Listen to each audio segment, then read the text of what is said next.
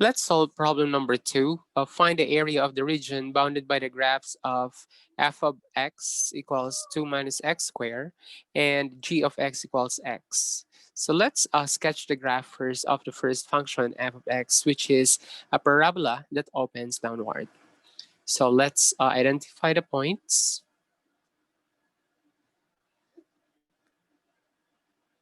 Let's identify the points. So the vertex of the parabola is at 0, 0, 2. And it opens downward and it intersects the x-axis at the point between 0, 1, negative 1, 0, and negative square root of negative 2. And also here. So these are the zeros of the function f of x. So let's sketch.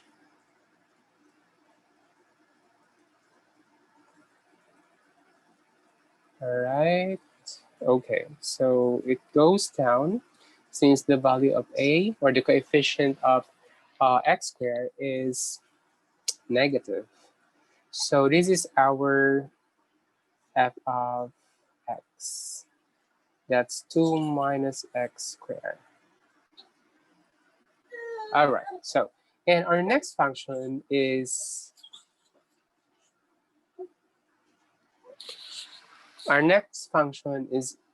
g of x.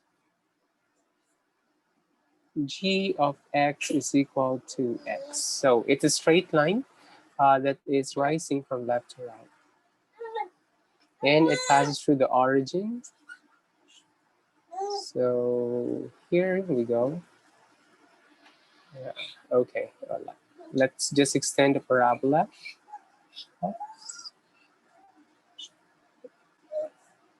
Okay, let's extend the parabola here. Okay, here we go. So again, the line is g of x, which is equal to x.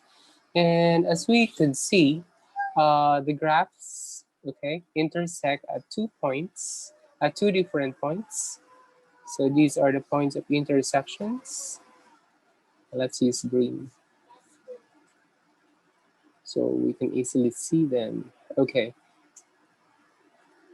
All right. Now the problem here is we need to identify the point of intersection of these two graphs or two functions such that we can easily identify the upper and the lower limits of our integral.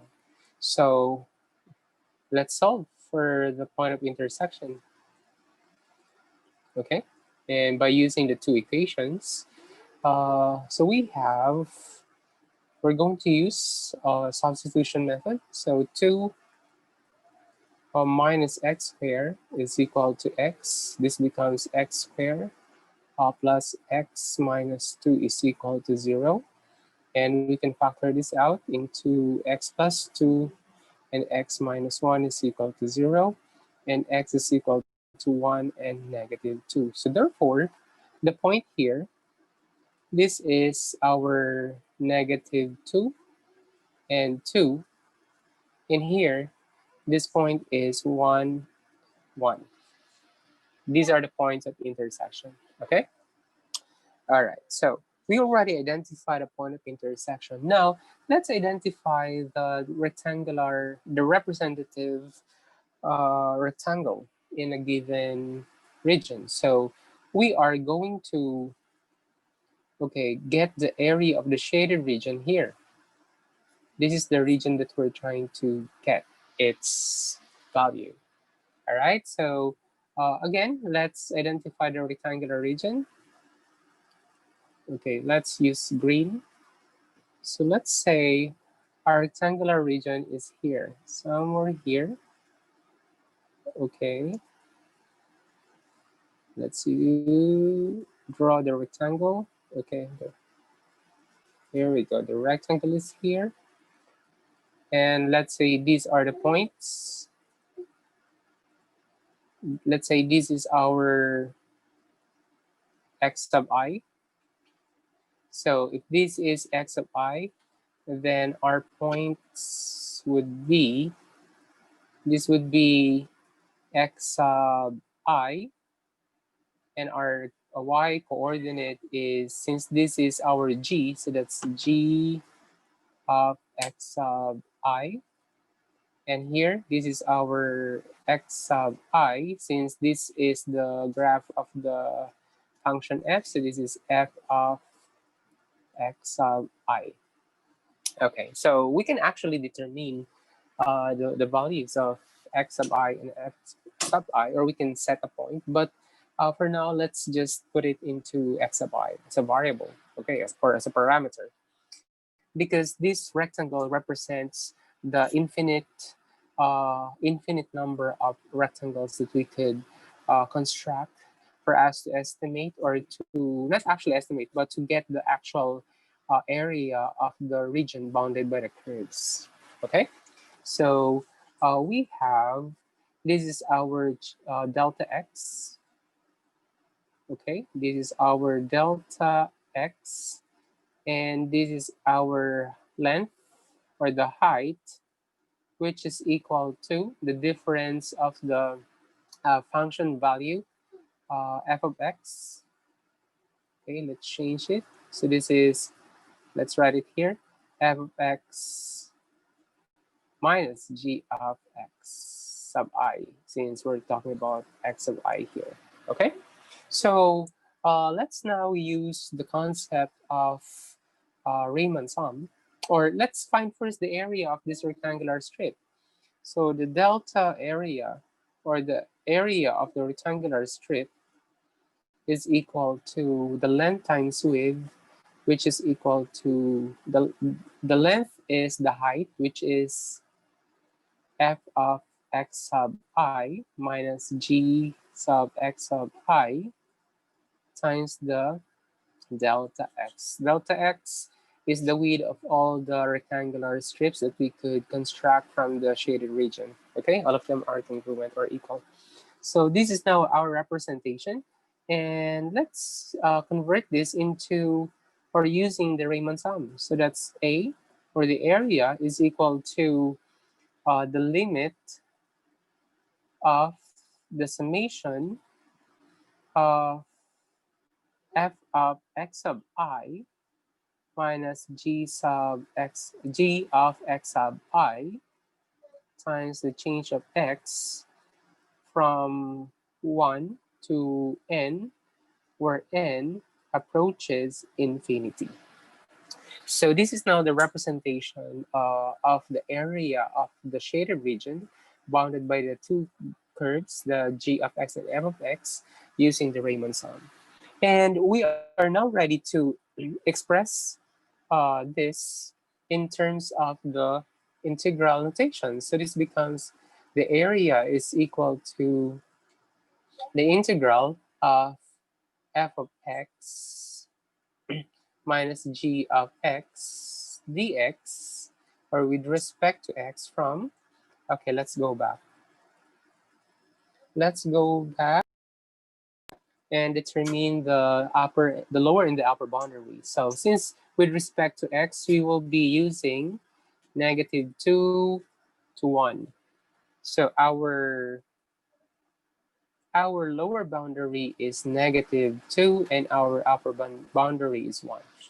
So this would be our working equation. And let's substitute the values of the functions. So f of x is equal to 2 minus x squared minus g of x is equal to x, right? And with respect to x, from -2 to 1.